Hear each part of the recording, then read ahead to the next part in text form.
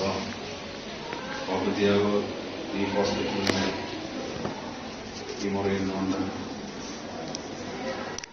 പ്രകാശനം ചെയ്യുവാൻ ദൈവം നൽകിയ സാവകാശം ഞാൻ ദൈവത്തെ സ്തുതിക്കുകയാണ്. മരണത്തിന്റെ താഴ്വയിലൂടെ കടന്നു പോകുന്ന സമയത്ത് ഡാഡിയുടെ തൂലികൾ ചലിപ്പിക്കുവാൻ ദൈവം ബലപ്പെടുത്തി. ശാരീരികമായിരിക്കുന്ന ബലഹീനതയുടെ മധ്യത്തിലും ദൈവത്തിന്റെ അപാരമായിരിക്കുന്ന കൃപ അനുഭവിച്ചറിയുവാൻ കഴിയായിട്ടുണ്ട്.